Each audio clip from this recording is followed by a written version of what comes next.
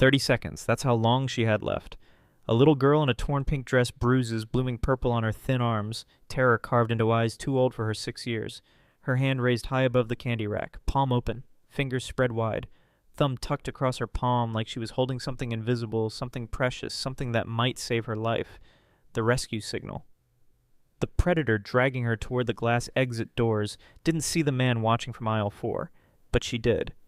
Their eyes met across 20 feet of fluorescent-lit convenience store, past the rotating hot dogs and stale coffee and trucker hats nobody ever bought.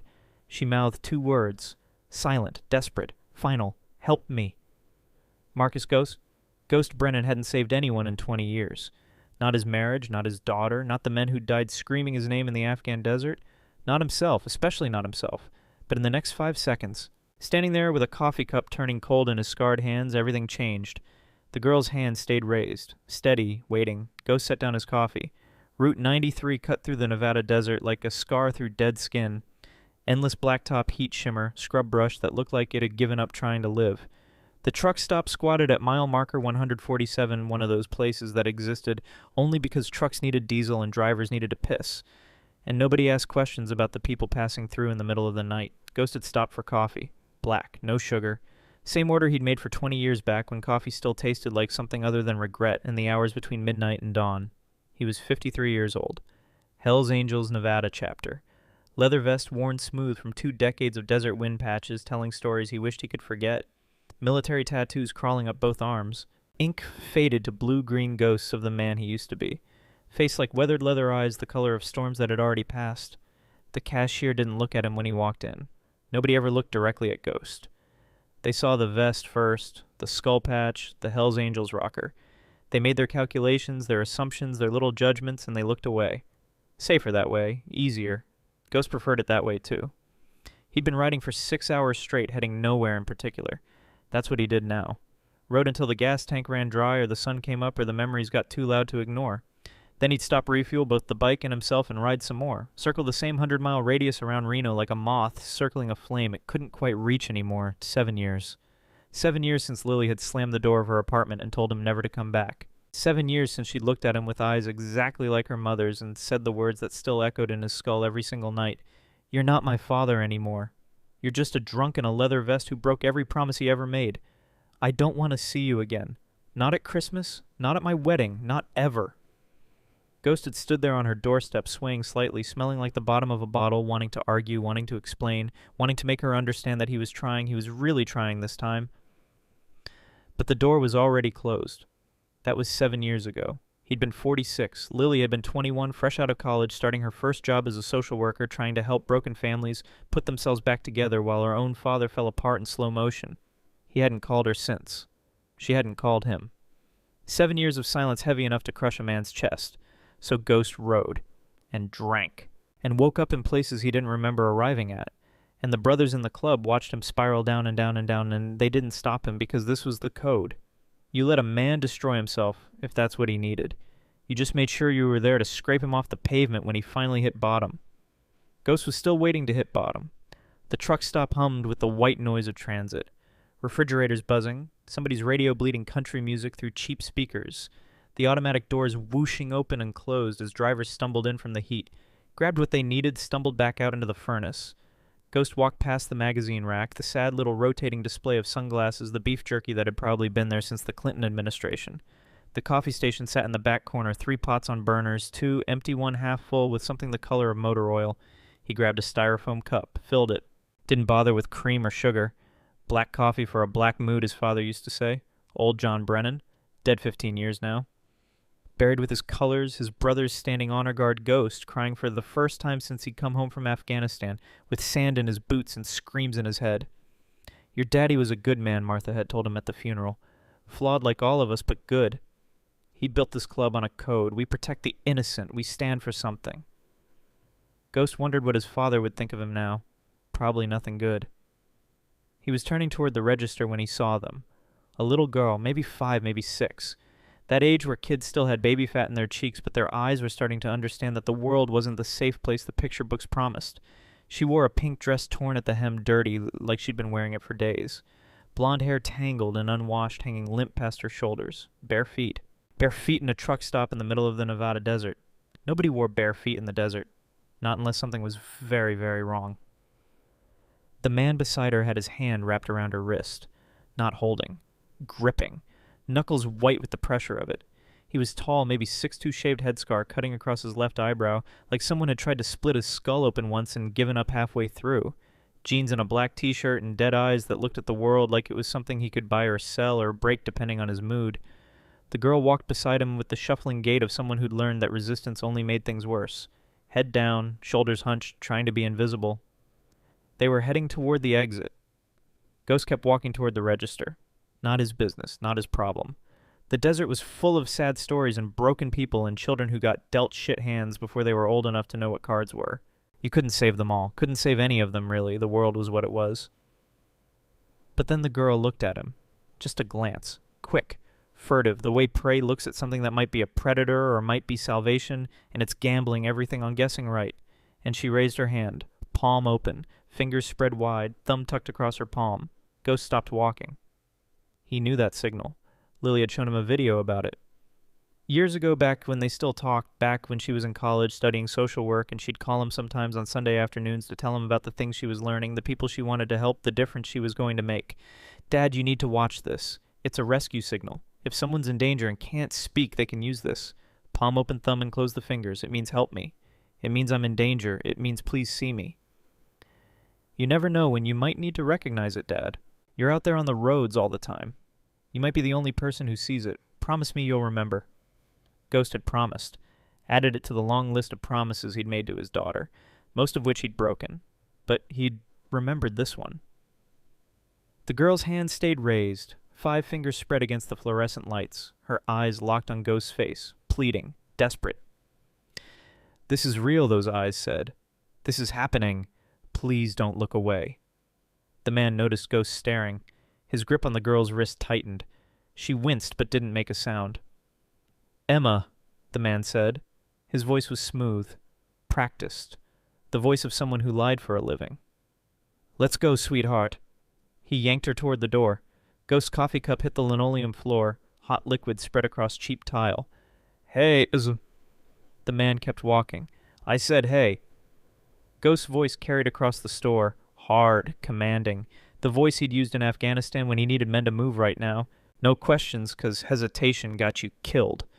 The man stopped, turned slowly. His eyes were flat, empty, shark eyes that had looked at things Ghost didn't want to imagine.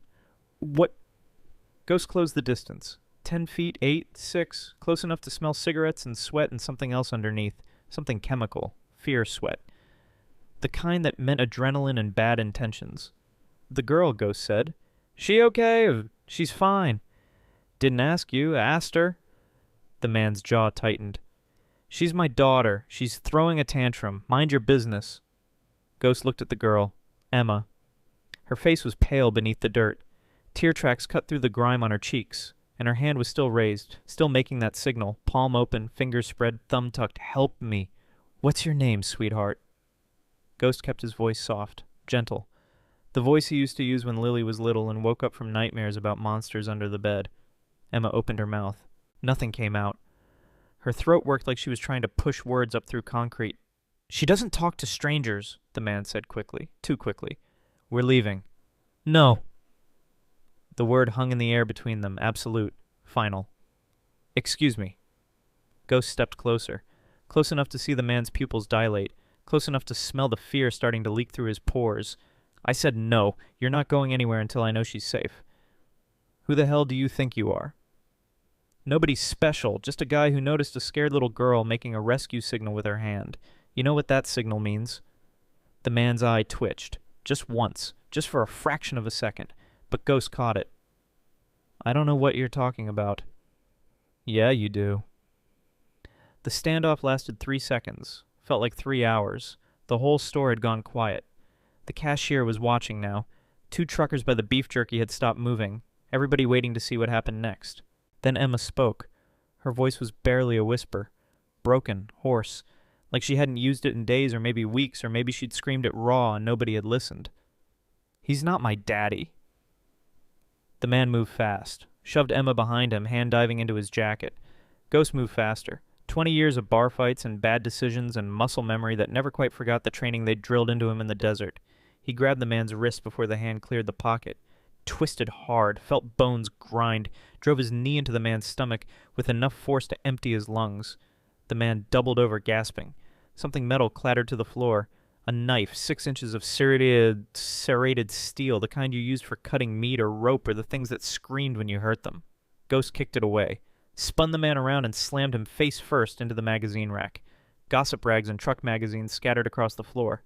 "Emma," Ghost said, without looking away from the man struggling under his grip, "get behind the counter, now." She ran, bare feet slapping against linoleum. The cashier, a heavy woman in her 50s with a name tag that said Dolores, pulled Emma behind the register and wrapped her arms around the shaking child. The man thrashed, trying to break free. Ghost pushed his face harder into the metal rack. "You're dead," the man hissed. Blood from his nose smeared across the magazine covers. "You hear me? You're dead. They're going to find you, and they're going to make you watch what they do to everyone you ever cared about before they kill you slow." Ghost pulled out his phone, hit the emergency button 3 times. GPS activated. Recording started. Feature Lily had set up for him years ago when he'd still been drinking hard, when she'd worried he might need help and be too proud and were too drunk to call for it. 911, what's your emergency? Highway truck stop off Route 93, mile marker 147. I've got a man who just tried to pull a knife on me. He's been holding a little girl against her will. She says he abducted her from a park. Send units now. Sir, stay on the line. Units are en route. Can you... Ghost hung up. He didn't need instructions. He'd restrained men before. Bigger men, meaner men. Men who actually knew how to fight instead of just how to terrorize children. Dolores was on the store phone, calling 911 again, her voice shaking but determined. Emma was crying now. Not loud, not hysterical, just these small broken seams that hurt worse than screaming.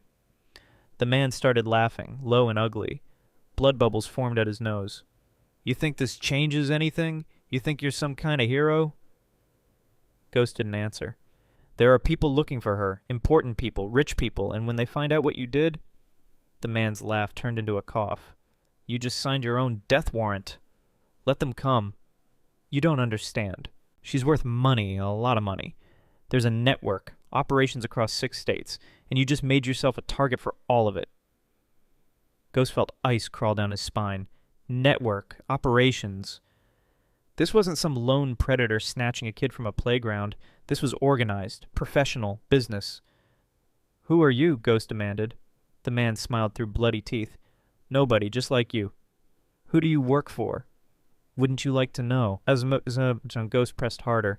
The man wheezed. "Last chance. Who's running this network?" The smile faded. Fear flickered in those dead eyes. "A man named Mercer, Dominic Mercer. He handles the western operations, Nevada, Arizona, New Mexico. But he's got bosses, people you don't want to know about, people with money and power and..." Sirens wailed in the distance, getting closer. The man's face changed, panic replacing arrogance. "Listen to me," he hissed. "Let me go and I'll tell you everything. Names, locations, how many kids, where they take them. Everything. Tell the cops. The cops can't protect you. Some of them are on the payroll, judges too, lawyers, politicians. This goes higher than you can imagine." "Then I guess I'm about to find out how high." The front doors burst open. 3 Hells Angels walked in. Diesel came first, 6'4", 300 pounds of muscle and beard, wearing a leather vest decorated with patches from 20 years of riding. Behind him, Raven, silent, watchful. A knife scar across his throat that he never talked about. And Preacher, oldest of the 3 gray ponytail eyes that had seen too much and forgiven too little. "Ghost," Diesel called out. His voice could rattle windows. "Got your signal? What's the situation?" Ghost had sent a group text the moment he'd grabbed the man. 3 words. "Trouble. Route 93. Now. The brothers came when you called. No questions. No hesitation. That was the code." "Child abduction," Ghost said. "This piece of trash grabbed a little girl, tried to pull a knife on me when I stopped him." Diesel's face went dark. He had 4 kids at home. 2 daughters. The thought of anyone touching them made him capable of things that would get him life without parole. "That right..." Diesel took a step toward the man. His boots sounded like thunder on the cheap tile. "This is a misunderstanding," the man tried. "Shut your mouth." Diesel's voice dropped to something quiet and dangerous. "Shut your mouth before I shut it for you." Raven moved to block the back exit without being asked. Preacher positioned himself near the front. The man was boxed in. Nowhere to run, nowhere to hide. More sirens. Closer now. Ghost could see red and blue lights painting the desert darkness beyond the windows. "Cops are coming," Ghost said. "But he was talking before you got here. Said something about networks, operations, mentioned a name, Dominic Mercer. Runs things in Nevada, Arizona, New Mexico." Preacher stepped forward. His voice was calm, gentle. The voice of a man who'd counseled death row inmates, who'd held dying soldiers, who'd talked more than one brother back from the edge of doing something stupid and permanent. "Son," Preacher said to the man bleeding against the magazine rack, "I'm going to give you one chance. Just one. Tell us where those children are. Tell us how this network operates. Do that, and we'll make sure the police know you cooperated. We'll put in a good word. Maybe you get a deal. Maybe you see daylight again before you're 60. He paused. "Lie to us, and I'll let Diesel ask the questions his way. And Diesel's way involves broken bones and parking lots and nobody finding your body for a week. Understand?" The man looked at Diesel, at those massive fists, at those eyes that said he wasn't bluffing. "There's a house," the man said, words tumbling out fast now, survival instinct overriding whatever loyalty he might have had. "Desert, about 40 miles east of here. Old ranch property. They keep kids there before transport." "Transport where?" Ghost demanded. "Across the border, Vegas, sometimes overseas. Depends on the buyer." Buyer. The word made Ghost's stomach lurch. They were talking about children like they were cars, merchandise, product. "How many kids?" Diesel growled. The man hesitated, just for a second. Diesel cracked his knuckles. The sound echoed in the quiet store. 5, maybe 6. They rotate every 48 hours. Kids come in, get processed, get moved out." "Processed?" Ghost felt bile rising. "Photographed, documented, medical checks. Buyers like to know what they're getting." Diesel grabbed the man by the throat, lifted him off his feet, slammed him back against the shelves hard enough to knock canned goods to the floor. "You look at these kids," Diesel's voice was shaking with rage. "These scared little kids who just want their moms and dads, and you take money to hurt them." "I'm just transport," the man choked. "I don't make the decisions. But you take the money. You look at them crying and begging, and you still take the money." Diesel's grip tightened. The man's face turned red, then purple. "Diesel." Ghost's voice cut through the rage. "Put him down. Give me one reason." "Because Emma's watching." Ghost gestured toward the counter. Emma was peering around Dolores's bulk, her eyes wide and frightened. She'd seen enough violence. She didn't need to see more. "And because we need him alive to testify."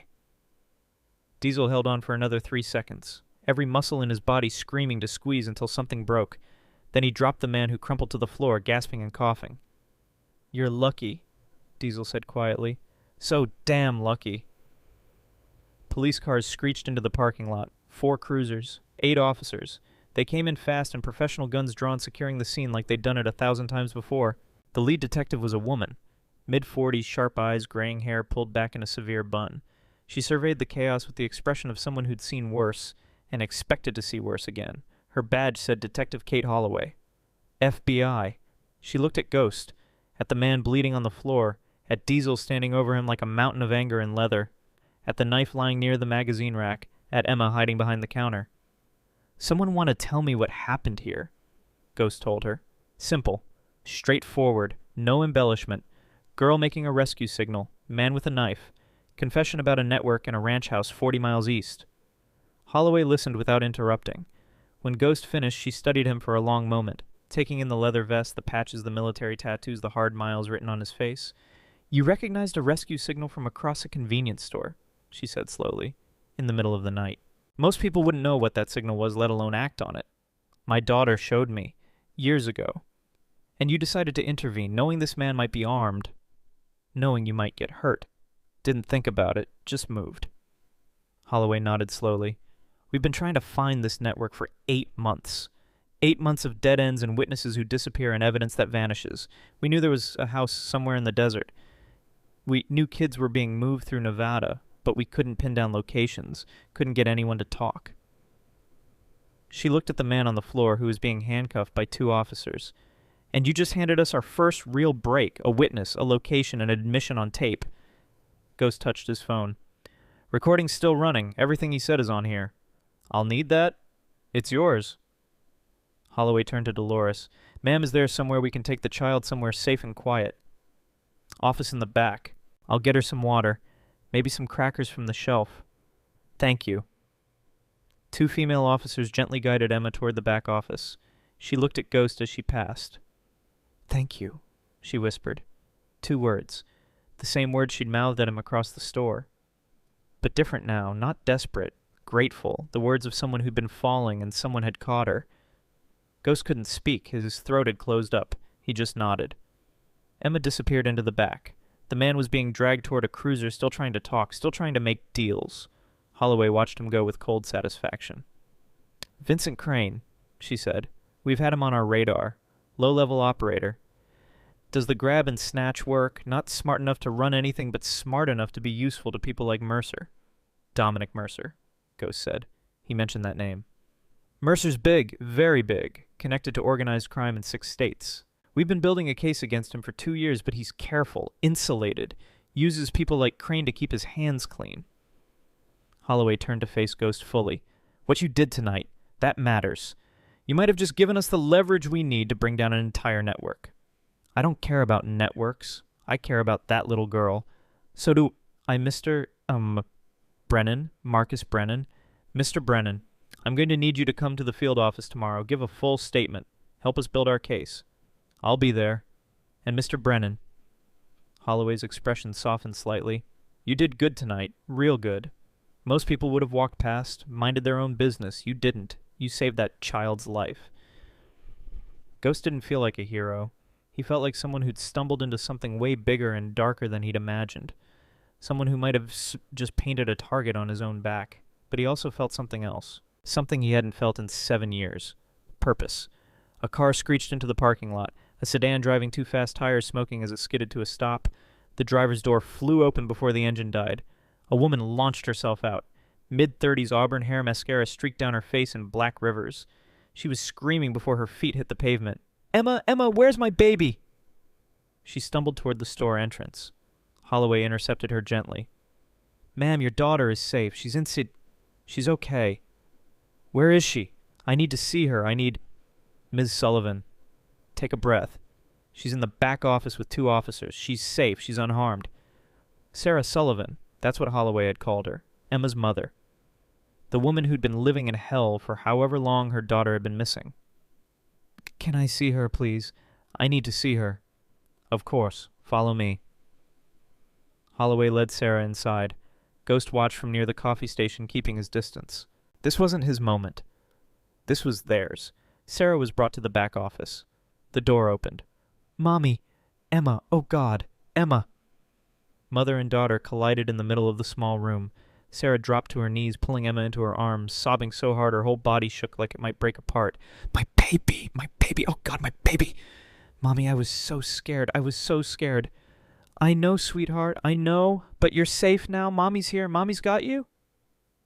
He said you weren't coming. He said nobody was coming. He said, shh, it's okay. It's all okay now.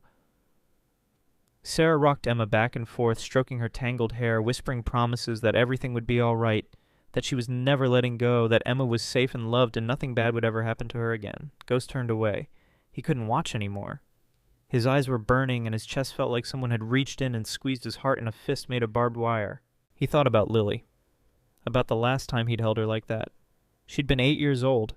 Nightmare about monsters in the closet. She'd crawled into his bed, and he'd held her and told her Daddy wouldn't let anything hurt her. I'll always protect you, baby girl, I promise. Nothing bad will ever happen as long as Daddy's here. More promises he'd failed to keep. Diesel appeared at his elbow. You okay? Ghost wiped his eyes quickly. Yeah. That was a hell of a thing you did. Recognizing that signal, stepping in. Anyone would have done it. No, brother, they wouldn't have. Most people would have kept walking, minded their own business, too risky, too complicated, not their problem. Diesel put a massive hand on Ghost's shoulder. But you saw that little girl, and you didn't hesitate. You just moved. Like the old days, like when you were still... He stopped himself. Still what? Ghost asked quietly. Still the man your daughter knew, before things got bad. Ghost didn't respond. Couldn't. His phone buzzed in his pocket. Unknown number, Nevada area code. He almost didn't answer, but something made him press accept. Hello? Silence. Then a voice. Young, female, shaking slightly. Dad. The world stopped. Dad, it's Lily! Ghost couldn't breathe, couldn't move. His daughter's voice, after 7 years of silence, sounded like something impossible, like hearing someone speak from the grave. "I saw the news," Lily continued when Ghost didn't respond. "The truck stopped. The little girl. That was you, wasn't it? The biker who saved her." Ghost found his voice. Barely. "How did you—" "They showed footage from the security cameras. I saw your face, saw your vest, and I knew. Lily, I didn't believe it at first. I thought it had to be someone else. Because the man I knew, the man who was my father, he—" Her voice cracked. "He left. He chose drinking over his family. He broke every promise he ever made. I know I did. But then I saw you grab that man, saw you protect that little girl, saw you risk your life for a stranger's child, and I saw—" She was crying now. Ghost could hear it. "I saw the dad I used to have, before everything went wrong, the one who made me feel safe, the one who said he'd always be there. I'm so sorry, Lily, for everything, for all of it. I know, I can hear it in your voice. I've been angry for so long, so angry that I couldn't see past it, but watching you tonight—" She took a shaky breath. "That little girl's mother got her baby back, because of you, because you didn't look away." Silence stretched between them. 7 years of pain and anger and words they'd both wanted to say but never had. "I'm not ready to forgive everything," Lily finally said. "Not yet. I can't just erase 7 years because of one good thing, but maybe—" Another breath. "Maybe we could talk, really talk, start somewhere." "Yes." Ghost's voice broke. "God, yes. Whenever you want. Anywhere. I'll be there." "How about Thursday? There's a place in Reno. Giovanni's. Mom used to take me there when I was little. You remember Giovanni's, their anniversary restaurant, where Ghost had proposed, where they'd celebrate every year until the marriage had fallen apart? I remember. 7 o'clock. Don't be late. I won't. I promise. Dad." Her voice got quieter, softer. "What you did tonight. I'm really proud of you." The line went dead. Ghost stood there, phone pressed to his ear, tears streaming down his face unchecked. Diesel was watching him with concern. "Who was that?" "My daughter. Lily, the one who—" "Yeah, then she called you, tells all the news, wants to meet Thursday." Diesel broke into a rare smile, big and genuine and full of the kind of joy that didn't come often to men like them. "Well, damn, brother, that's something." "Yeah, it is." Ghost looked back toward the office where Sarah was still holding Emma, where a mother had gotten her daughter back, where a little girl who'd raised her hand in desperate hope had been seen and saved. He'd saved her, not planned it, not prepared for it, just saw a child in danger and moved without thinking. And somehow in doing that he'd started saving himself too. Holloway came back out. "Mr. Brennan, I'm going to need you to come to the Reno field office tomorrow afternoon, 2 o'clock. We'll take your formal statement and get all this on record. I'll be there. And I need to ask, that ranch house Crane mentioned, 40 miles east, we're going to need to move on that fast, tonight if possible. These operations don't stay in one place long. If there are kids there, then we get them out." Holloway studied him. "Wait, you planning on coming along? If you'll have me." "This isn't official. You're a civilian. I can't bring you on a raid." Diesel stepped forward. "But you can't stop us from riding out to the desert. And if we happen not to be in the area when you conduct your operation—" Holloway's lips twitched, almost a smile. "I suppose I can't control where civilians choose to ride their motorcycles, even if they happen to ride in the direction of an active crime scene."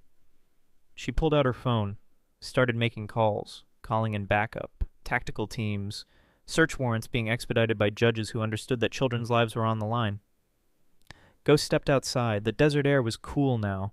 The stars overhead were scattered like diamonds on black velvet. Somewhere out there, 40 miles east, there were children waiting, scared, alone, praying someone would come. He pulled out his own phone, sent a group text to the club. "Emergency meeting, church in 1 hour, full chapter, this is big." Then he texted Lily back. "Thursday, Giovanni's, 7 p.m. I'll be there, I promise." 3 dots appeared, Lily typing a response. "Okay, and Dad—" "Yeah?" "Thank you for saving that little girl. That's the man I needed to see." Ghost put the phone away, got on his motorcycle. The engine roared to life, loud and powerful and alive in a way Ghost hadn't felt in years. Diesel, Raven, and Preacher mounted their own bikes. Big John would be at the clubhouse already getting the brothers assembled. 23 members in the Nevada chapter. 23 men who'd sworn an oath to protect each other and protect the innocent. Tonight they'd honor that oath. Ghost led the convoy back toward Reno. Behind him his brothers followed. Ahead, somewhere in the darkness, children waited to be saved. And for the first time in 7 years, Marcus Ghost Brennan felt like he had a reason to keep riding, a purpose beyond just running from his mistakes. He had a daughter who wanted to see him, a little girl who believed he was a hero, and somewhere out in the desert more children who needed someone to see their raised hands. He'd been running for so long, running from himself, from his failures, from the man he'd become, but tonight he'd stopped running. Tonight he'd stood his ground, and tomorrow he'd do it again. The clubhouse lights appeared in the distance. Ghost could see motorcycles already lining the parking lot, the brothers gathering, ready for whatever came next. He thought about Emma's hand, palm open, fingers spread. The signal that had changed everything. Help me. 2 words and a gesture. Ghost touched the phone in his pocket. Lily's message still glowing on the screen. He had spent 7 years unable to help himself, unable to save his marriage or his relationship with his daughter or anything that mattered. But tonight he'd helped someone else, saved a child, started rebuilding a bridge he'd thought was burned beyond repair. Maybe that's how redemption worked. Not by saving yourself, but by saving others, by seeing the hands raised in desperate hope and choosing to reach back. Ghost pulled into the clubhouse parking lot, cut the engine, sat for a moment in the sudden silence. Tomorrow he'd raid a ranch house, save more children, start a war with people who sold kids like cattle. Thursday he'd have dinner with his daughter, try to repair 7 years of damage, try to be the father she deserved. Both terrified him. Both felt necessary. Both felt like the first steps on a very long road. But at least he was walking it now, not running. Walking forward with purpose and intention and something that might eventually look like hope. Ghost dismounted, headed for the clubhouse door. His brothers were waiting. The war was about to begin. The clubhouse smelled like leather and motor oil and coffee strong enough to strip paint. 23 men sat around the long table, faces hard as desert stone eyes, watching Ghost with the kind of attention soldiers gave their commander before a dangerous mission. Big John Hammer Reeves stood at the head of the table, 6'6", so. Gray beard hanging to his chest arms, like tree trunks covered in faded ink. He'd been president of this chapter for 15 years. Rode with Ghost's father back in the day. Buried more brothers than he cared to count. "Ghost has the floor," Big John said. His voice could silence a room. "Listen up." Ghost stood, every eye on him. He told them everything. Emma at the truck stop, Vincent Crane and his knife, the confession about a ranch house 40 miles east, the network spanning 6 states, children being bought and sold like merchandise. "Dominic Mercer runs it," Ghost said. "FBI's been hunting him for 2 years. Can't touch him. Too connected. Too careful. Uses people like Crane to keep his hands clean." "How many kids at this ranch?" Diesel asked. Crane said 5, maybe 6. They rotate every 48 hours. "Rotate." Preacher's voice was quiet, dangerous, like inventory. "Yeah." The room went silent. These were hard men, men who'd done hard things. But there were lines you didn't cross, and hurting children was carved in stone at the top of that list. "FBI moving on it?" Big John asked. "Tonight. Detective Holloway's assembling a team. Tactical unit. Search warrant. The whole thing." "And us." Ghost met Big John's eyes. "We ride and make sure those kids get out safe, and FBI won't want civilians on a raid. Then we stay on the perimeter, but those kids need to know someone's coming. Someone who gives a damn. Someone who won't stop until they're safe." Tank spoke up. 25 years old. Newest member after Ryan Hawk McAllister. "This Mercer. If we hit his operation, he'll come back at us. These people don't forgive and forget." "I know. My old lady's pregnant. Got a baby coming in 6 months. I can't." "Nobody has to ride," Ghost cut him off. "This isn't a club order. This is volunteer. Anyone wants to stay home, keep your family safe. No judgment, no shame." Tank looked at the table, thinking, calculating. Then he raised his head. "But there are kids out there right now, scared, hurting, and we can do something about it." "Yeah." "Then I'm in." Tank's jaw set. My kid's going to grow up in a world where monsters get stopped. I want to be part of that." Diesel slammed his fist on the table. "I'm in." Raven nodded, silent as always, but his eyes said everything. Preacher stood. "The Lord works through imperfect vessels. Maybe it's time we became one. I'm in." One by one, hands went up around the table. 23 members, 23 votes, unanimous. Big John looked at Ghost. Then it's decided. We ride at midnight, full chapter, armed and ready. He paused. Ghost, you're leading this. Your intel, your mission, your call. Ghost felt the weight of it settle on his shoulders. These men were trusting him, following him into danger because he'd asked. Because he'd seen a little girl's hand raised and decided it mattered. We do this smart, Ghost said. FBI takes the lead. We provide support. Keep exits covered.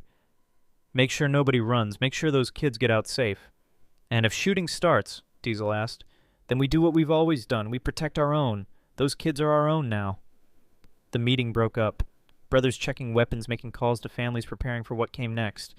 Ghost stepped outside, needed air, needed space to think. His phone buzzed. Detective Holloway. Brennan, warrants approved. We move at 0100, 45 minutes from now. We'll be there. My brothers, 23 of us, we'll stay back, perimeter control, make sure nobody slips through. Holloway was quiet for a moment.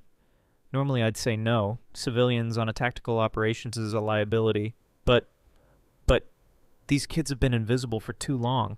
Maybe they need to see that someone cares enough to show up, even if it's a bunch of bikers in leather vests. Especially bikers in leather vests. Just stay out of my team's way.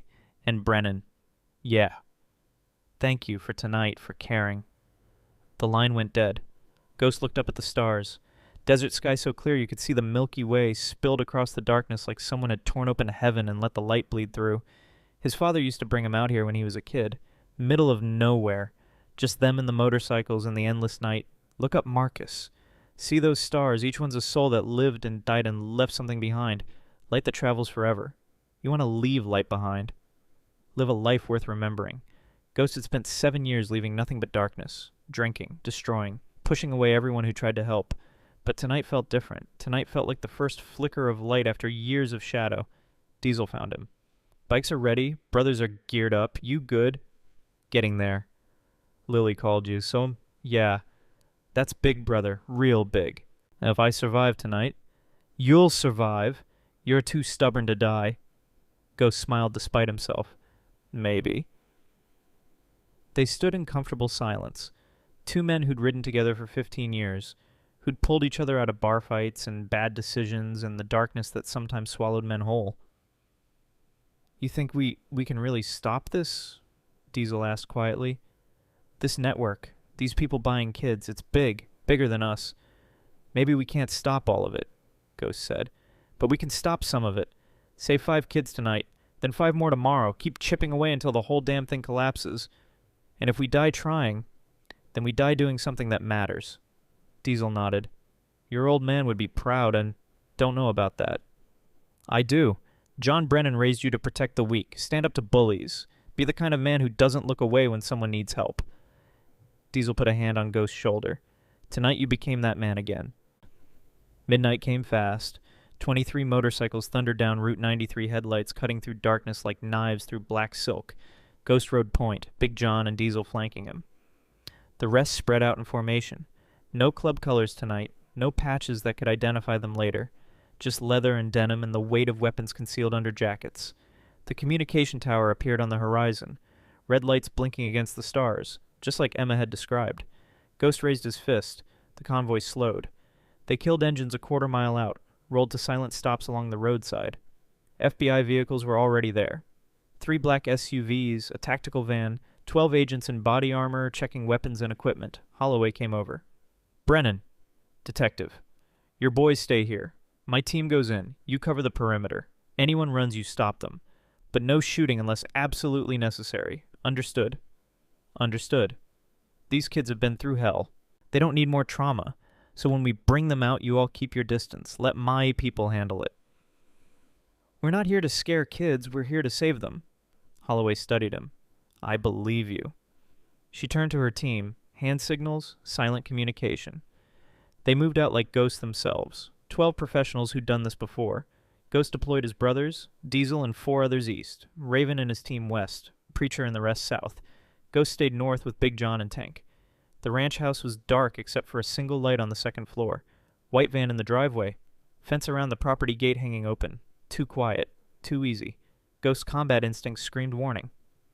Then the FBI team breached. Front door kicked in. Flashlights and shouted commands. FBI on the ground. Hands where we can see them. A man appeared upstairs, young, scared, holding a pistol with shaking hands. Don't move, I'll shoot. I swear I'll... Diesel came through the back door like a freight train, hit the man before he could finish the threat, disarmed him in 2 seconds, slammed him face first into the wall. Where are the children? Diesel's voice was pure menace. The man was crying. I don't know, I just watched the house, I don't know anything. The ghost was already moving, through the front door, down the hallway, following his gut, a door at the end of the hall, padlocked. Ghost didn't hesitate. 1 kick, 2. The lock tore from the wood.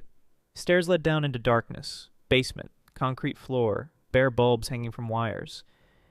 And in the corner, huddled together on thin mattresses, 5 children stared up at him with empty eyes. A boy maybe 8, 2 girls younger, twin brothers who couldn't have been older than 4, dirty, scared, broken. Ghost felt his heart shatter. Hey, he said softly, crouching down to their level, making himself small, non-threatening. Hey, it's okay. We're here to take you home. The oldest boy spoke first, wary. Are you police? No. Then who are you? Ghost looked at Diesel and Preacher appearing in the doorway behind him. At Big John coming down the stairs. Leather vests, tattoos, scars, the kind of men parents warned their children about. We're the guys who came to get you, Ghost said simply, and we're not leaving without you. The little girl started crying, not from fear, from relief. I want my mommy, she whimpered. I know, sweetheart, we're going to find her. We're going to find all your families. But right now, I need you to be brave for just a little bit longer. Can you do that? She nodded, tears streaming. Ghost lifted her into his arms. She weighed almost nothing, all bones and fear. What's your name? Sophie. Hi, Sophie, I'm Ghost. That's a silly name, isn't it? She almost smiled. Almost. Diesel, get the others. Preacher, call Holloway. Tell her we've got 5 children recovered. Need ambulances, child services, the whole thing. On it. Ghost carried Sophie upstairs. The other children followed, holding on to Diesel and Big John like lifelines. Like these scary men in leather were the first safe thing they'd seen in days or weeks or however long they'd been trapped in that basement. Outside FBI agents were securing the house, taking the guard into custody, photographing evidence, finding documents. Holloway came over, saw the children. Her professional mask cracked for just a second. Dear God. 5 of them, Ghost said. Like Crane said, basement, caged like animals. Paramedics are 2 minutes out. They're going to need more than the paramedics. They're going to need therapists, advocates, people who understand trauma. We have protocols, child specialists. We'll take care of them.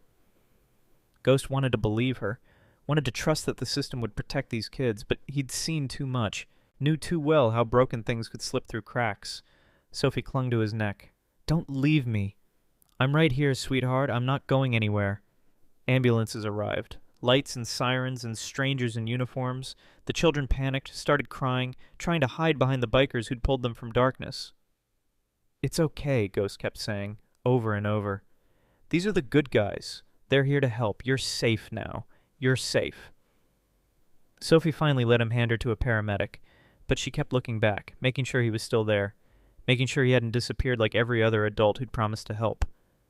Ghost stayed until all 5 children were loaded into ambulances, stayed until they drove away, red lights fading into desert darkness. Then he sat down on the porch steps and put his head in his hands. Diesel sat beside him. You okay? No.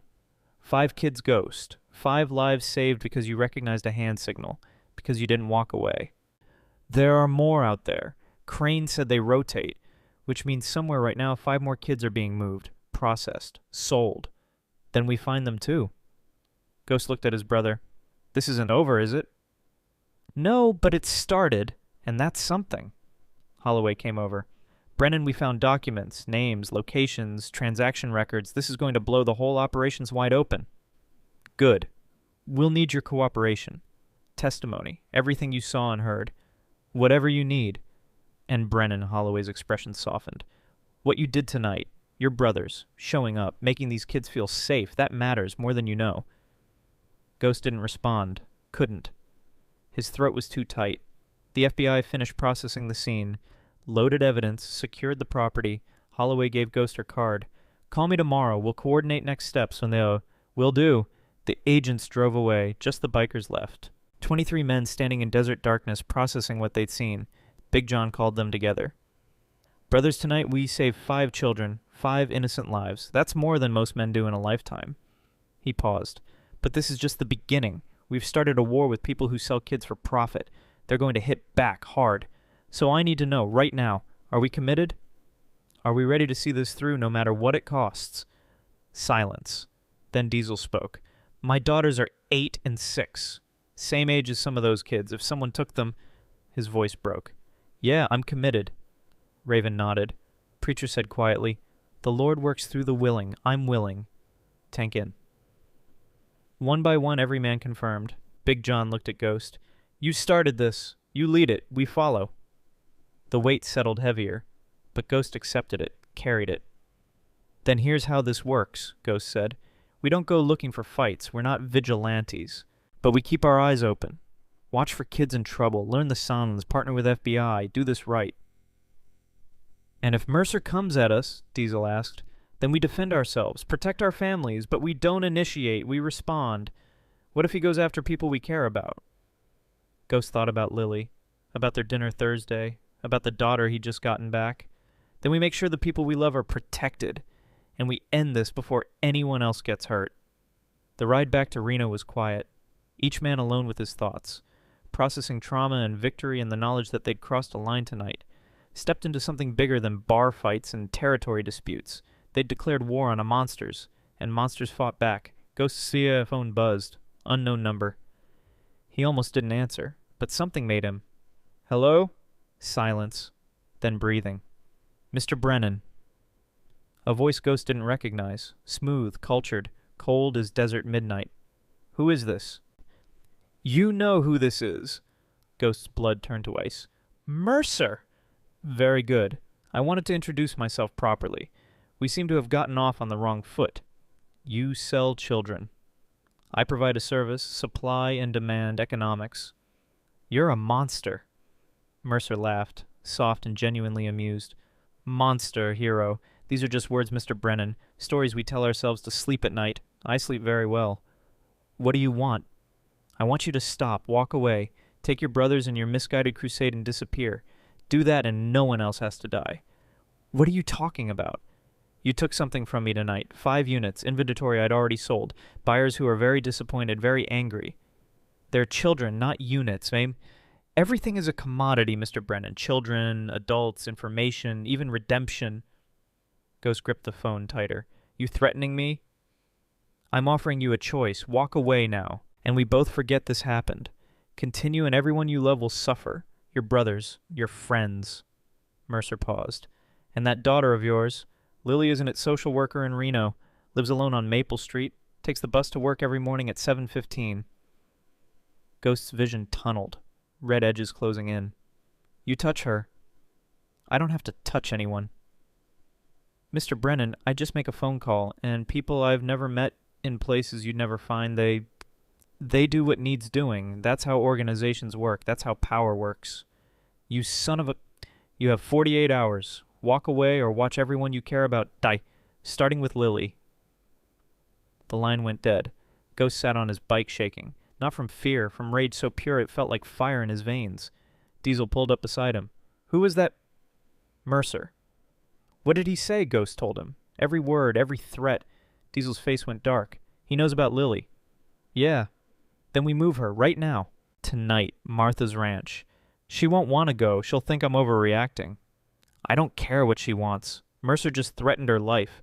She goes to the ranch where we can protect her. Ghost was already dialing. Lily's number. The one he'd deleted 7 years ago and just added back tonight. It rang 4 times, then her sleepy voice. Dad, it's 3 a.m. I know, I'm sorry, but I need you to listen. Don't argue, don't question, just listen. What's wrong? Pack a bag, right now. Essentials only. I'm sending someone to pick you up. Dad, what? There are people who want to hurt you because of what I did tonight. Bad people, dangerous people. I need you somewhere safe. You're scaring me. Good. You should be scared. Lily, please. Trust me.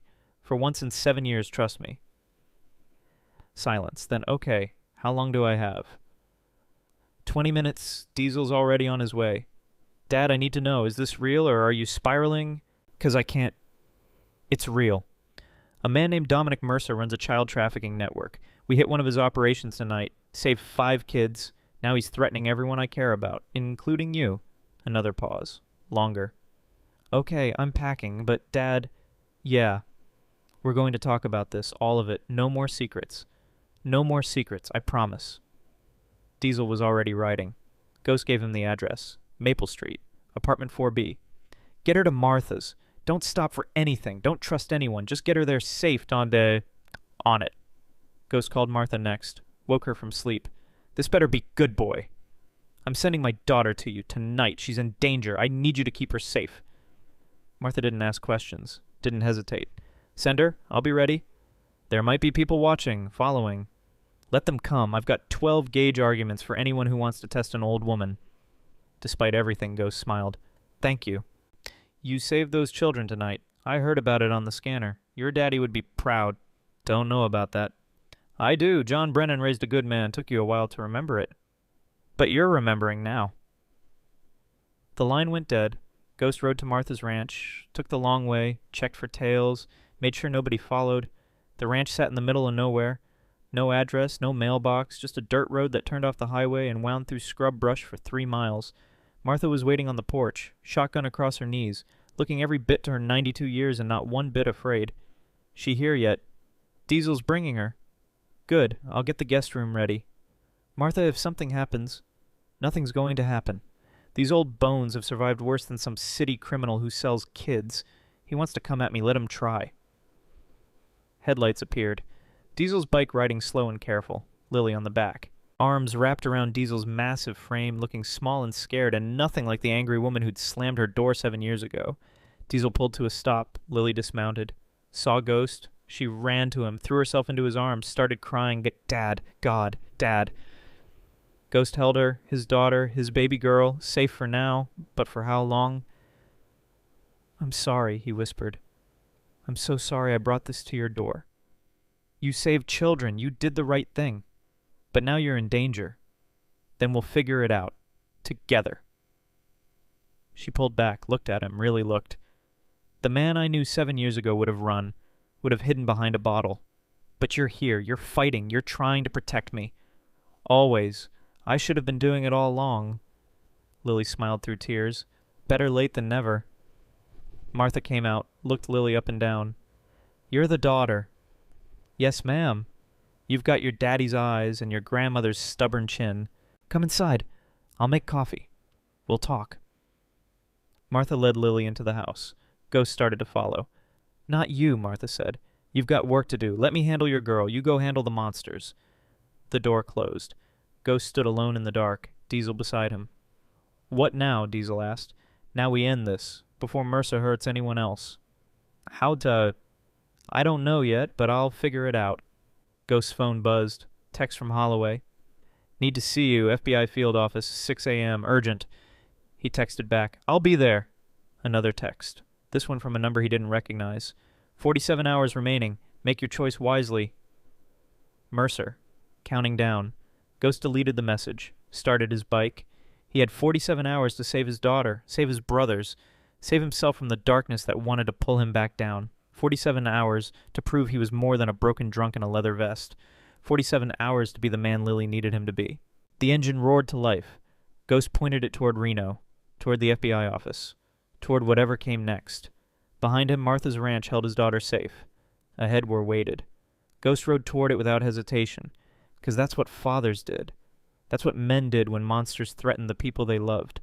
They rode into the darkness, and they didn't stop until the monsters were dead. The FBI field office smelled like burnt coffee and fluorescent anxiety.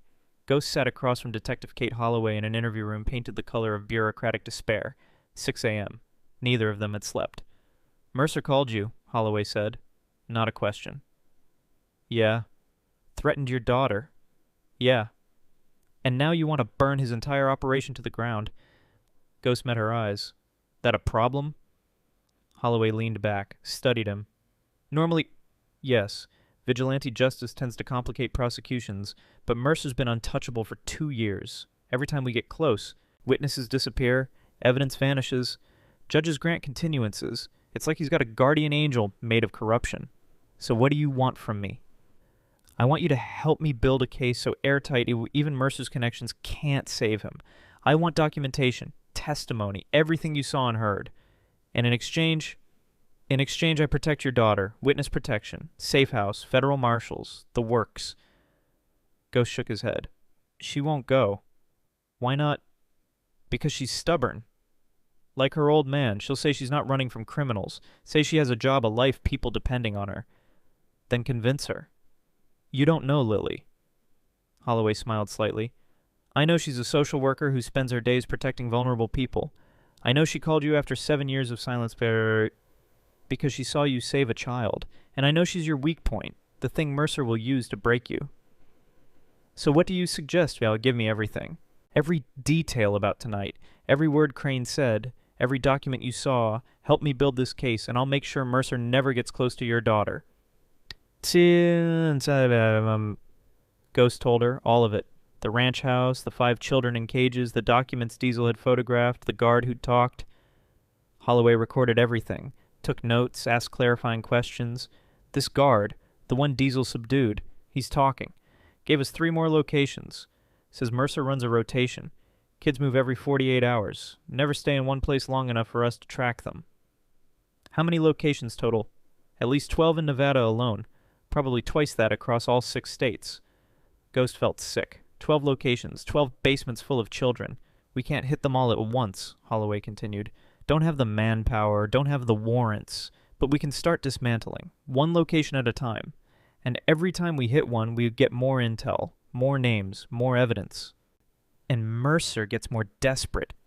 Yes, which makes him dangerous, which is why you need to be smart about this. Define smart. Holloway leaned forward. Smart means you don't go rogue. Don't take your brothers and try to be heroes. Let us do our job. We're professionals. We have resources. We can protect you and your daughter and everyone else Mercer might target. With all due respect, Detective, you've been hunting him for 2 years. He's still out there. Still selling kids. And in one night you gave us more than 2 years of investigation produced. So let's build on that. Let's work together instead of against each other. Ghost wanted to argue. Wanted to tell her the FBI was too slow, too careful, too bound by rules that monsters like Mercer exploited. But she was right. Going after Mercer alone would get people killed. Maybe himself, maybe his brothers, maybe Lily. Okay, Ghost said. We do it your way, for now. For now. If Mercer makes a move, if he threatens my daughter again, all bets are off. Holloway nodded. Fair enough. She slid a folder across the table. This is everything we have on Mercer. Read it. Memorize it. Know your enemy. Ghost opened the folder. Dominic Mercer, 52 years old, born in Chicago, moved to Vegas in his 20s, started as a low-level enforcer for the mob, worked his way up, got smart, saw opportunity in human trafficking when traditional organized crime started declining, built an empire quietly. No flash, no attention, just steady methodical expansion across the western states. Estimated net worth $80 million. Known associates 47 names, half of them in law enforcement, politics, or the legal system. Current location unknown. We've never been able to pin him down, Holloway said. He moves constantly, uses encrypted communications, operates through intermediaries. The man's a ghost. Then how do we find him? We follow the money, and we turn his people. Someone in that network knows where he is. We just have to find them and give them a reason to talk. Ghost closed the folder. What about Crane, Vincent Crane? He's in custody. Has he talked? Holloway's expression darkened. Crane's dead. The room tilted. What? Found him in his cell this morning, stabbed. Shank made from a sharpened toothbrush. Guard claims he didn't see anything. Security cameras mysteriously malfunctioned. Mercer. Almost certainly. Crane was a loose end. Mercer tied it off. Ghost stood, started pacing. So he can reach inside a jail cell, kill a witness in federal custody, and nobody can stop him. I didn't say nobody can stop him. I said we haven't stopped him yet. There's a difference. Is there? Holloway stood too, met his eyes. Listen to me, Brennan. I've been doing this for 20 years. I've taken down cartels, corrupt politicians, serial killers. Mercer's smart. He's connected. But he's not invincible. He bleeds, and we're going to make him bleed. Haftoll? By hitting him where it hurts, not his body, his business, his reputation, his network, we dismantle it piece by piece until he has nothing left. until his own people turn on him because he's too toxic to protect. It was almost exactly what Martha had said. How long will that take? Weeks. Maybe months. And in the meantime, Lily's in danger. In the meantime, Lily's protected. I've got 2 agents watching Martha's ranch, rotating shifts. Nobody gets close without us knowing. Ghost wanted to believe her, wanted to trust that the system would work this time. But Crane was dead, killed in a cell, despite guards and cameras and all the protections the system supposedly provided. I need to see her, Ghost said. My daughter. Need to make sure she's okay. Go, but Brennan Holloway handed him a card. This is my direct number, 24/7. Anything happens, anything feels wrong, you call me immediately. Then Ghost took the card. Thank you. Don't thank me yet. Thank me when Mercer's in a cell and your daughter's safe. The ride to Martha's ranch took an hour. Ghost pushed the bike hard. Faster than was smart, faster than was safe. But he needed to see Lily, needed to know she was okay. That Mercer's threats were still just threats. The ranch appeared. Diesel's bike parked out front, another bike Ghost didn't recognize. Raven's probably. Martha was on the porch, shotgun in her lap, like she'd been sitting there all night. She's inside, Martha said as Ghost dismounted. Sleeping, finally. Girl was up all night, crying, scared, angry, confused. I did this to her. You saved children. You did the right thing. Sometimes the right thing costs. It shouldn't cost her. She didn't ask for this. Martha set the shotgun aside, stood, walked over and put her weathered hand on the Ghost's cheek. Listen to me, boy. Lily's stronger than you think. She's your daughter. She's got your fire, your stubbornness. She'll survive this. What if she doesn't? What if Mercer? He won't, because we won't let him. Your brother's the FBI. We're all standing between him and her. He'd have to go through all of us. He's gone through armed guards and locked cells. What makes us different? Martha smiled, fierce and dangerous. Because we're not bound by rules, not bound by protocol. Someone comes at this ranch, comes at that girl, we don't arrest them, we end them, and Mercer knows it. Ghost wanted to believe that, wanted to believe they were scary enough to make Mercer hesitate. But men who sold children didn't hesitate, didn't have conscience, didn't stop until they were dead or in chains. I should stay, Ghost said, help guard her. No, you should do what you do best, hunt. Those children you saved, there are more out there. More basements, more names, go find them. But Lily's safe with me. Got Diesel and Raven on rotation. Got federal agents watching the perimeter. Got this. She patted the shotgun. Girl's safer here than anywhere in the world. Ghost looked at the house. At the window where Lily was sleeping. His daughter. His baby girl. The only good thing he'd ever made. Can I see her? Just for a minute. Martha nodded. Quiet. Don't wake her. She needs rest. Ghost went inside. The guest room was at the end of the hall. Door cracked open. He pushed it slowly. Lily was asleep on the bed, curled up like she used to when she was little. When nightmares woke her and she'd crawl into his bed, and he'd hold her until the monsters went away. She looked so young, so vulnerable. Nothing like the angry woman who'd told him to never come back. Ghost sat in the chair beside the bed, just watching her breathe, safe for now. His phone buzzed. He pulled it out quietly. Text from unknown number. 41 hours remaining, clock's ticking. Ghost deleted it. Another text. This one from Detective Holloway. We've got a lead. Possible Mercer location. Need you at the field office. Now. Ghost looked at Lily. Didn't want to leave. But Martha was right. The best way to protect her was to end this. Stop Mercer before he could hurt anyone else. He stood, leaned down, kissed Lily's forehead like he used to when she was 6 years old and believed her daddy could stop any monster. I love you, baby girl, he whispered. I'm going to fix this. I promise. He left before she could wake, before she could see the tears on his face. The FBI office was chaos when Ghost arrived. Agents running everywhere, phones ringing, computer screens showing surveillance footage and satellite imagery. Holloway met him at the entrance. We found him. Mercer. At least we think we did. Where to? Compound outside Tucson, Arizona. Big property, gated, security. Our intel says he's there right now, meeting with buyers. Ghost's blood went cold. Buyers. For the children. The ones we didn't get last night. He's consolidating, moving inventory. He knows we're closing in. How many kids? Our source says at least 15, maybe more. 15 children, 15 souls waiting in darkness. We're assembling a team, Holloway continued. Multi-agency, FBI, a TF, local PD. Biggest operation we've ever mounted against a trafficking network. When tomorrow night, we need time to get warrants, coordinate, plan the assault. Tomorrow's too late. He moves the kids every 48 hours. By tomorrow, they could be gone. We don't have a choice. We need to do this right, legal, or he walks on a technicality. Ghost wanted to argue, but she was right again. Russian sloppy and Mercer's lawyers would tear the case apart. What do you need from me? Your knowledge of his operations, your insight, and... Holloway hesitated. Your brothers. My brothers. Mercer's compound is fortified. Guards, weapons, he's expecting us. We need every advantage. Your club knows how to handle themselves in a fight. You want us on the raid.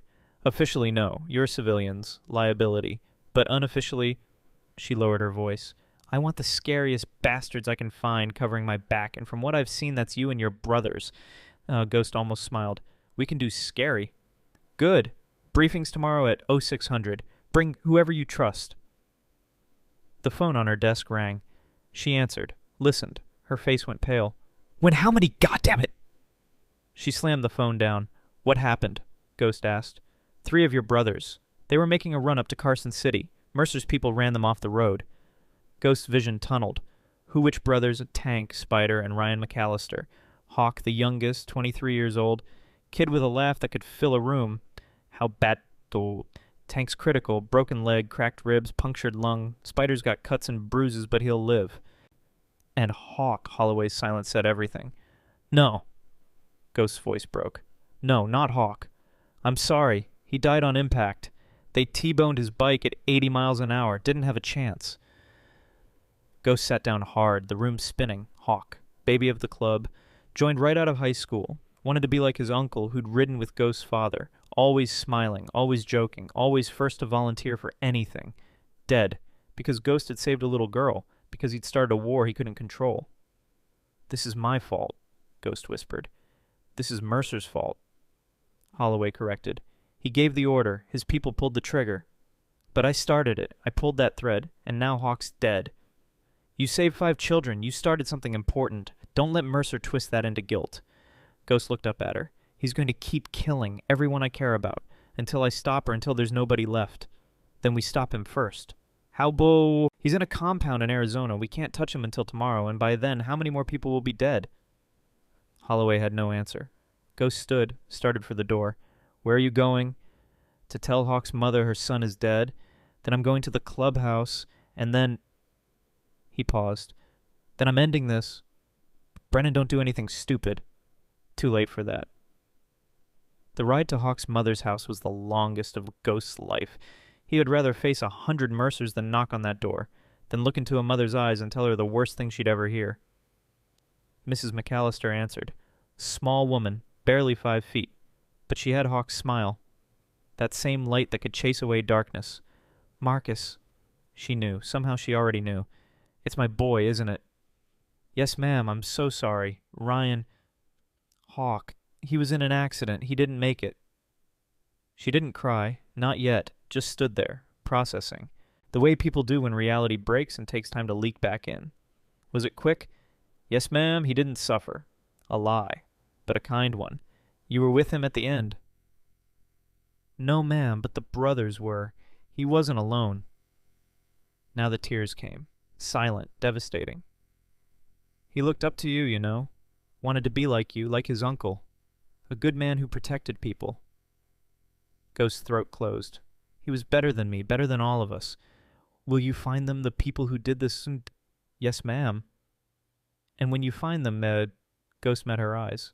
They'll answer for it, every single one of them. She nodded. Good. My boy deserves justice.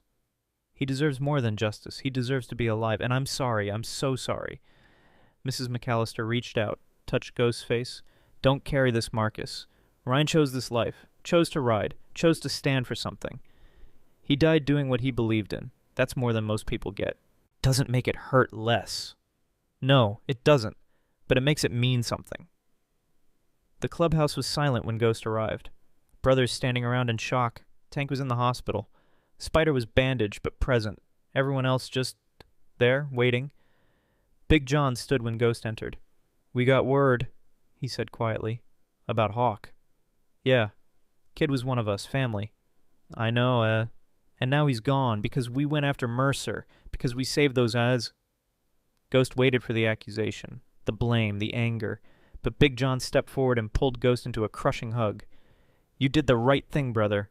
Hawk knew the risks, we all do, and he'd do it again. Save those kids, stand up to monsters, that's who he was. The other brothers gathered. Diesel, Raven, Preacher, all of them, standing together in grief and rage and determination. We end this, Diesel said, voice shaking. Tomorrow, we ride with the FBI, we hit that compound, and we make Mercer pay for Hawk. And for every kid he's hurt, Preacher added. Every family he's destroyed. Ghost looked at his brothers, these hard-scarred men who'd chosen to stand against evil even when it cost them everything. Tomorrow we ride, Ghost agreed. But tonight we remember. Tonight we honor Ryan Hawk McAllister. Tonight we make sure his death meant something. They gathered around the table, pulled out bottles, poured drinks. Big John raised his glass. To Hawk, youngest of us, brightest of us, may he ride forever in the halls of Valhalla. To Hawk, they echoed. Ghost raised his glass, but he couldn't drink, couldn't celebrate, could only think about a 23-year-old kid who died because Ghost had decided to play hero. His phone buzzed. Lily. Dad, I heard about Ryan. I'm so sorry. Are you okay? No. Do you want me to come there? No, stay at Martha's. Stay safe. Dad, you can't blame yourself for this. Who else is there to blame? The man who gave the order, Mercer. He killed Ryan, not you. I started this war. No, you saved a little girl. Mercer started the war when he decided kids were commodities. You just decided to fight back. Ghost closed his eyes. I'm scared, Lily. Scared I'm going to get more people killed. Scared I'm going to lose you. Then end it tomorrow. Go to that compound. Save those kids. And they put Mercer in a cage where he belongs. What if I can't? You can. Because you're my dad. And my dad doesn't quit. He doesn't run. He stands and fights until the monsters are gone. I'm not that man anymore. Yes, you are. You just forgot for a while. But I see you now. The real you. And Dad? Yeah. I'm proud of you. Even if this all goes wrong tomorrow, even if the worst happens, I'm proud you tried, proud you cared enough to fight. Ghost couldn't speak, could only hold the phone and let his daughter's words wash over him like rain after years of drought. I love you, Lily. I love you too, Dad. Come back to me. Whatever happens tomorrow, come back. The line went dead. Ghost sat alone long after his brothers had dispersed, thinking about Hawk, about Lily, about 15 children waiting in a compound in Arizona, about a monster named Mercer who needed to be stopped tomorrow. Everything would be decided tomorrow, live or die, win or lose, justice or failure. Ghost touched the angel charm Emma had given him, the toy car from little Mikey Warren who'd died despite being saved. He carried ghosts now, the dead and the living both, carried them as reminders of what mattered, what was worth fighting for. Tomorrow he'd carry them into battle. And he wouldn't stop until either Mercer was finished or Ghost was dead. Those were the only two options left. The sun rose on the day of reckoning. Ghost hadn't slept. Just sat in the clubhouse, cleaning his weapons, checking gear, preparing for war. His brothers assembled at dawn, 18 of them. Tank was still in the hospital. Hawk was dead. Spider had insisted on riding despite his injuries. They wore no colors today, no patches, just leather and denim and the weight of weapons concealed under jackets. Big John looked them over. Brothers, today we ride into hell. Some of us might not ride back. Anyone wants out, speak now. No judgment. Silence. Then mount up. We've got children to save. The convoy rode toward Tucson. 18 motorcycles, 3 FBI vehicles, enough firepower to start a small war, which is exactly what they were about to do. Holloway briefed them at a staging area 10 miles from the compound. Mercer's got 12 guards, all armed, all experienced. The compound's got concrete walls, electronic security motion sensors. It's a fortress. How do we get in? Ghost asked. We've got a man inside. One of Mercer's guards who got cold feet. He'll disable the security system at 2100. We'll have a 90-second window to breach before backup systems activate. 90 seconds isn't much. It's enough. 3 teams. Alpha hits the main house where Mercer should be. Bravo secures the perimeter. Charlie extracts the children from the holding facility. And us? Diesel asked. You're with me. Overwatch. You see anything we miss, you call it out. Someone tries to run you, stop them. Ghost studied the satellite images. The compound, the walls, the single point of entry. Something felt wrong, too exposed, too obvious. What if it's a trap? Ghost said. Holloway looked at him. What do you mean? Mercer knows we're coming. He killed Crane to send a message. Killed Hawk. He's not stupid. What if this whole thing is Then we spring the trap. Carefully. But those 15 kids don't have the time for us to second guess. She was right. Again. Okay, Ghost said. We go, but if things go sideways... we adapt, like we always do. 2100 came fast. The sun dropped below the horizon. Desert darkness swallowed everything. The teams moved into position. Silent, professional. Ghost watched through binoculars from a ridge overlooking the compound. Diesel beside him. The rest of the brothers spread out along the perimeter. Holloway's voice crackled over the radio. Alpha team in position. Bravo ready. Charlie standing by. Overwatch set. 30 seconds of silence. Then security system is down. Go, go, go. Alpha team breached the main gate. Moved fast toward the house. And that's when everything went wrong. Floodlights exploded across the compound. Bright as day. Blinding. Automatic gunfire erupted from the walls. From positions Alpha team hadn't spotted. Men screaming, going down, trapped in a kill zone. It's an ambush! Holloway's voice. Panicked. Fall back. All teams fall back. But Bravo was already inside the perimeter. Charlie was moving toward the holding facility. Too late to retreat. Ghost grabbed his rifle, started running toward the compound. Ghost, no! Diesel shouted. The kids, they're still in there. He didn't wait for permission, just ran. Diesel and 5 other brothers following. They hit the wall at full speed, found a drainage tunnel, same trick as the ranch house. Mercer's organizations always had escape routes. They crawled through darkness, emerged inside the compound. Chaos, gunfire, explosions, FBI agents pinned down, Mercer's guards firing from elevated positions. Ghost spotted the holding facility. Low building, concrete, no windows. He sprinted toward it, bullets kicking up dirt around his feet. Made it to the door, kicked it open. Inside another basement, more cages, but these weren't wire. These were steel, heavy, reinforced. And inside them, 15 children, staring at Ghost with empty eyes. We're getting you out, Ghost said. Pulled bolt cutters from his pack, started on the first lock. Diesel and the others took positions at the door, returning fire, keeping guards back. The locks were tough, industrial. Ghost's hands shook as he worked. First cage open. 2 children, girl and boy, maybe 7 and 9.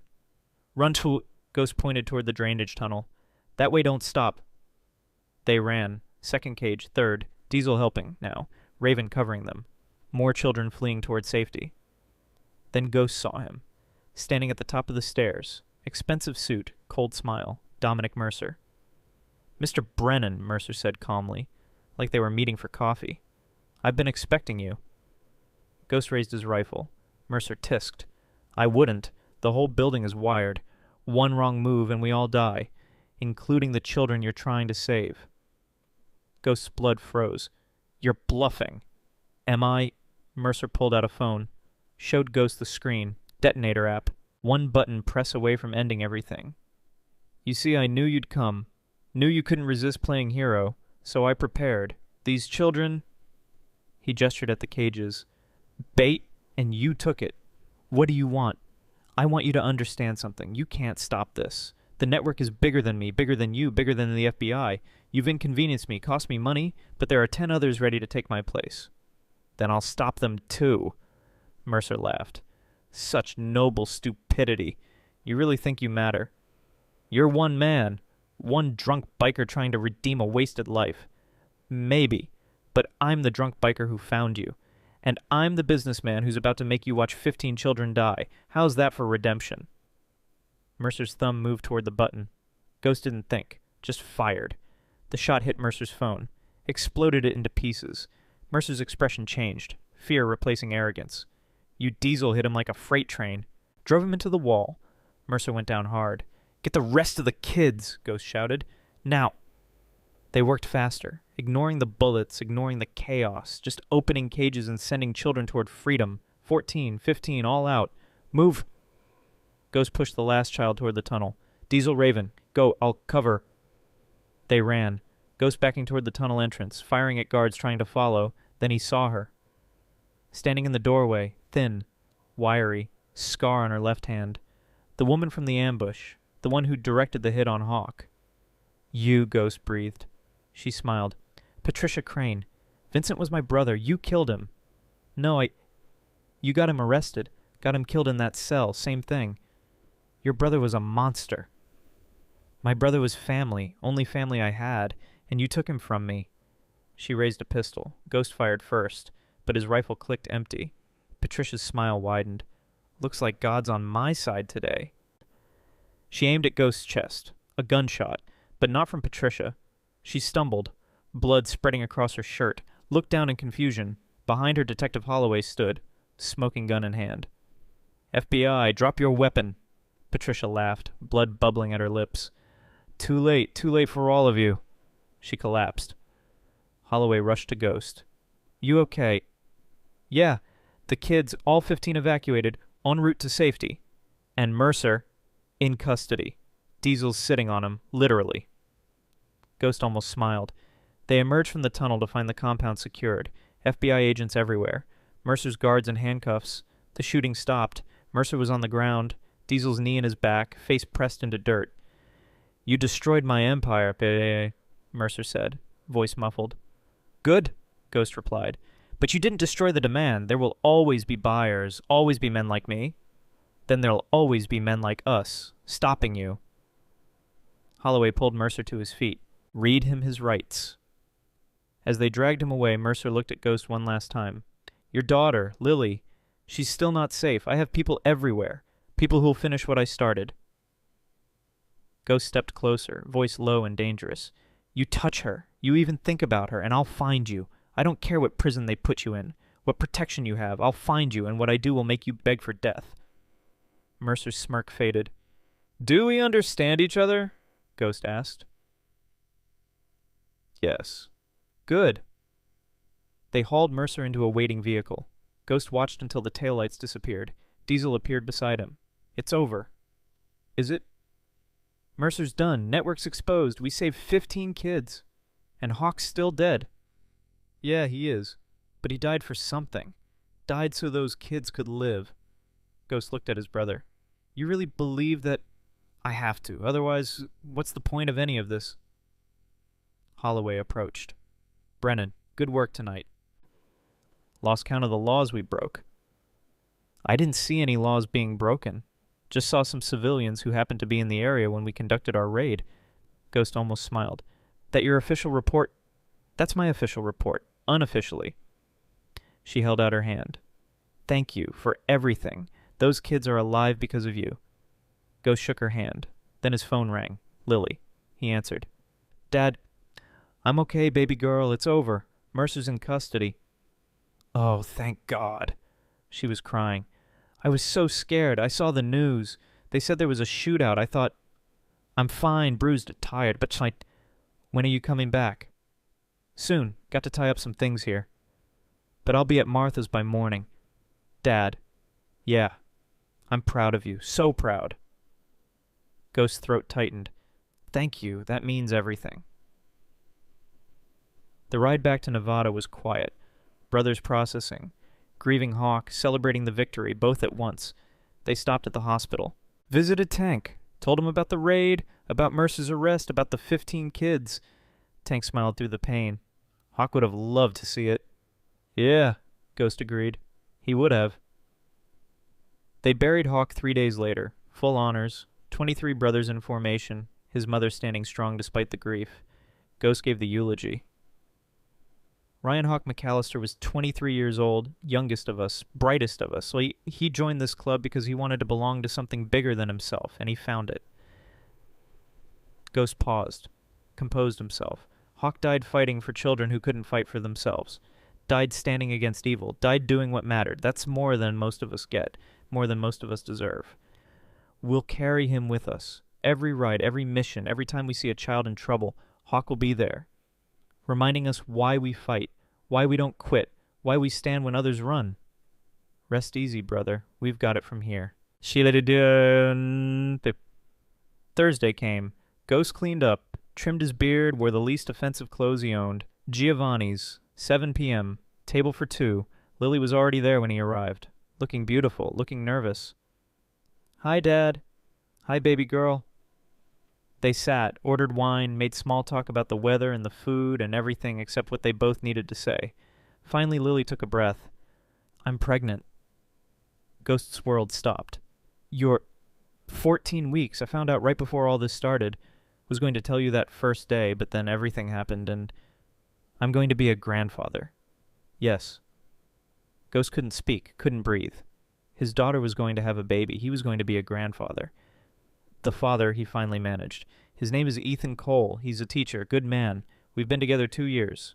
2 years. I didn't tell you because we weren't talking. But Dad, he's wonderful, kind, patient, everything I needed after. She trailed off. After me, Ghost finished. After you were sick, when you were drinking, before you became this. She reached across the table, took his hand. I want you in this child's life. Really in it. Not birthday cards and missed holidays. Actually present. Actually there. Ghost felt tears coming. I want that too, more than anything. Then promise me. Promise me you'll be the grandfather this baby deserves. The father I needed you to be. I promise. I'm done running. Done hiding. Whatever comes next, I'm here. For you, for your baby, for all of it. Lily smiled through tears. That's all I needed to hear.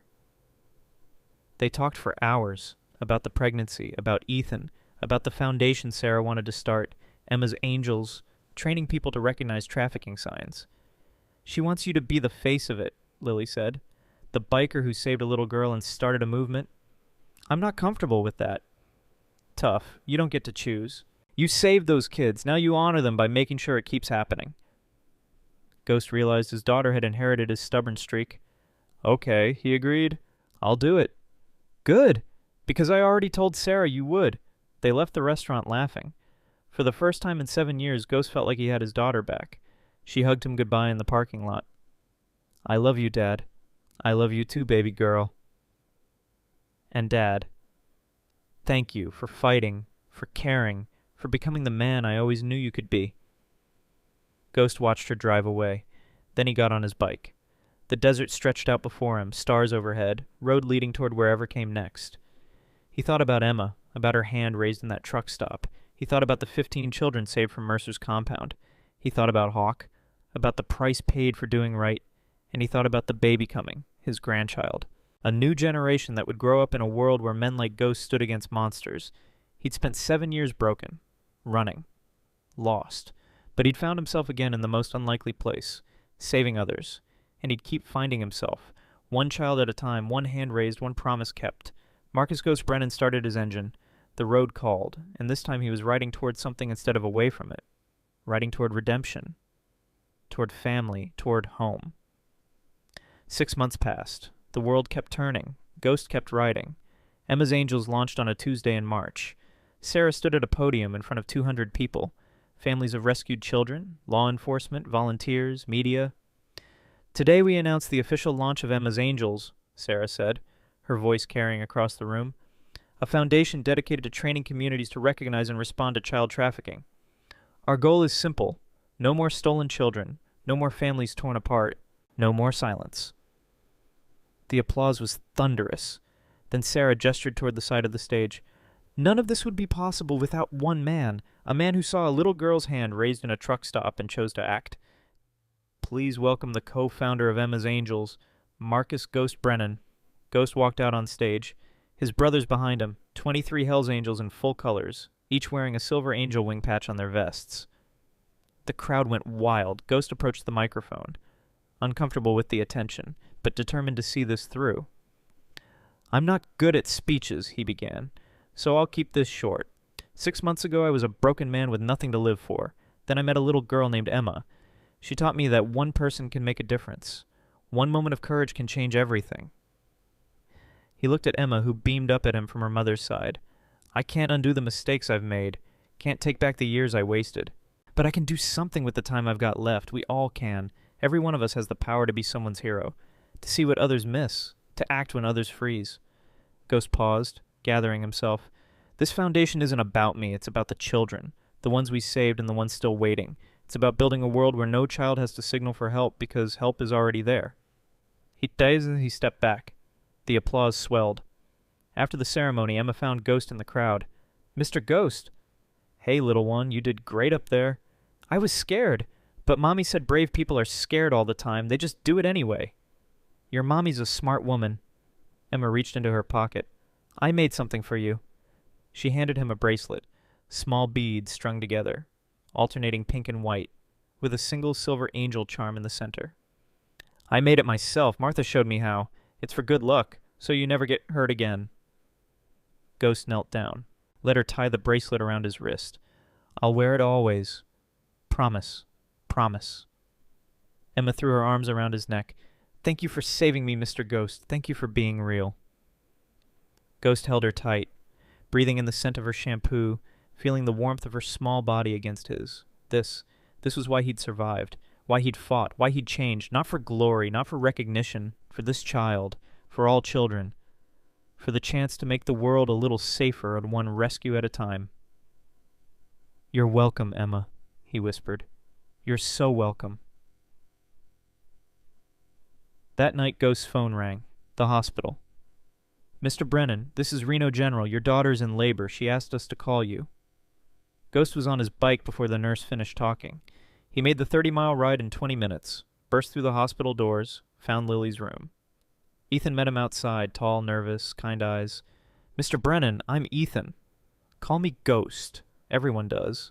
Lily's been asking for you. She wants you in there. She's sure. I don't want to intrude. She's sure. Come on. Ghost followed Ethan into the delivery room. Lily was on the bed, pale, sweating, beautiful. Dad. She reached for him. Ghost took her hand. I'm here, baby girl. You came. Of course I came. Wouldn't miss this for anything. It hurts, Dad. It really hurts. I know, sweetheart, but you're doing great. So great. The next 3 hours were the longest of Ghost's life. Watching his daughter in pain, unable to help, just holding her hand and telling her she was strong, she was brave, she could do this. And then at 3:47 a.m. on a Wednesday morning, Marcus James Sullivan entered the world. The baby cried, loud and healthy and perfect.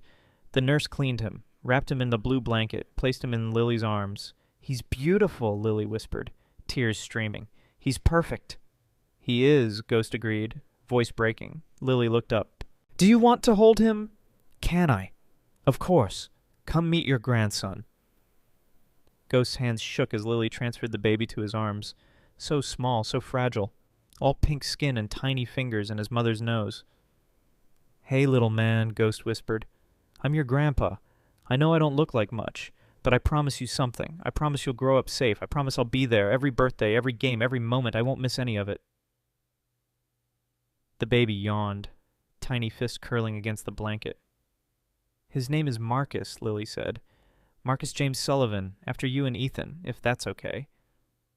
Ghost couldn't speak, could only stare at his grandson, this perfect innocent creature who had no idea what his grandfather had been, what he'd done, what he'd overcome.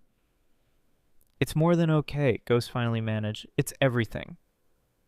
He looked at Lily. Thank you for this, for giving me a second chance, for letting me be part of your life again. You earned it, Dad, the hard way, but you earned it. Ghost held his grandson until the nurses insisted on taking him for checks. Then he sat with Lily and Ethan, watched the sun rise through the hospital window, felt something settle in his chest that had been broken for 7 years. Peace, not the kind that came from forgetting, but the kind that came from finally doing right, from keeping promises, from being the man people needed him to be. His phone buzzed. Text from Big John. Heard you're a grandpa. Congratulations, brother. Another text. This one from Sarah. Emma wants to know if the baby is as cute as she was. Tell her yes. Congratulations. More texts. Diesel, Raven, Preacher, the whole club sending their love. Ghost smiled, put the phone away. He had a daughter who loved him, a grandson who carried his name, brothers who stood with him, children he'd saved, a foundation that would save more. He'd spent most of his life leaving nothing but darkness, drinking, destroying, running from everything that mattered. But standing here in this hospital room, watching his daughter sleep with her newborn son beside her, Ghost finally understood. Redemption wasn't a destination, it was a road, and every day you got to choose. Keep running or start walking forward. Ghost had made his choice. He chose to fight, to protect, to serve. He chose to be the man his daughter needed, the grandfather his grandson deserved, the hero that children could believe in. He chose redemption, not once, not as a single moment of transformation, but every day, every hour, every mile of highway ridden, every hand reached back, The nurse brought Marcus back. Ghost held him again, looked into those new eyes that had seen nothing but light. "I promise you'll grow up safe," Ghost whispered. "I promise I'll be here. I promise I'll never stop fighting for kids like you." These were promises he'd keep. The desert wind carried him forward through the months that followed. Ghost rode between two worlds now, the clubhouse and Lily's house. Missions to save children and quiet moments with his grandson. He changed diapers and attended foundation meetings, trained volunteers and sang lullabies, raided trafficking houses and pushed a stroller through the park. Emma's angels grew. 78 children rescued in the first year, training programs in 12 states, thousands of people learning to recognize the signs. But Ghost never forgot the cost. Hawk's grave got fresh flowers every week. The toy car from little Mikey Warren stayed on his bike. The angel charm from Emma never left his wrist. He carried the dead with him, not as weights, as wings. One year after he'd first seen Emma's hand raised in that truck stop, Ghost stood on Martha's porch, his grandson in his arms, Lily beside him, watching the sun set over the desert. "You've come a long way," Martha said. "Still got a long way to go." "Maybe. But you're walking now, not running." Ghost looked at baby Marcus, almost a year old, starting to walk, to talk, to explore the world with the fearlessness only children possessed. "What are you thinking?" Lily asked. "I'm thinking about all the choices I made, good and bad, the years I wasted, the people I hurt, and I'm grateful for all of it, because every choice led me here, to you, to him, to this moment." Lily leaned her head on his shoulder. "That's very zen for a biker." Ghost smiled. "Martha's been teaching me." "Don't listen to him," Martha called from inside.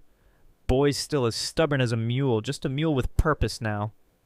They laughed, the sound carrying across the desert, light instead of darkness. Ghost's phone buzzed. Detective Holloway. "Brennan, got a situation. Possible trafficking case in Colorado. Could use your expertise." Ghost looked at Lily. She nodded. "Go, we'll be fine. Marcus and I will stay here with Martha." "You sure?" "Dad, this is what you do now. Save kids, I'm proud of that. We'll be here when you get back." Ghost kissed his grandson's forehead, kissed Lily, got on his bike. The road stretched endless, new mission, new children to save, new promises to keep. But this time he wasn't riding away from anything. He was riding toward something, toward purpose, toward redemption, toward the next hand that needed reaching back. Marcus Ghost Brennan started his engine. The desert wind caught him, carried him forward. Behind everything he'd been, broken, lost, wasted. Ahead, everything he'd become. Father, grandfather, founder, protector, not a monster, not a saint, just a man who saw a little girl raise her hand and chose to answer. And he'd keep choosing, every single day, until his last breath. Because that's what redemption was. Not a moment, a lifetime, one child, one hand raised, one choice at a time. The Nevada desert swallowed him. The stars wheeled overhead. The road led toward Colorado, toward children waiting. Toward the next chapter, Ghost rode into it without fear, because he finally knew who he was, and why he was here. The engine roared. The wind sang, the darkness parted before him, and Marcus Ghost Brennan rode on.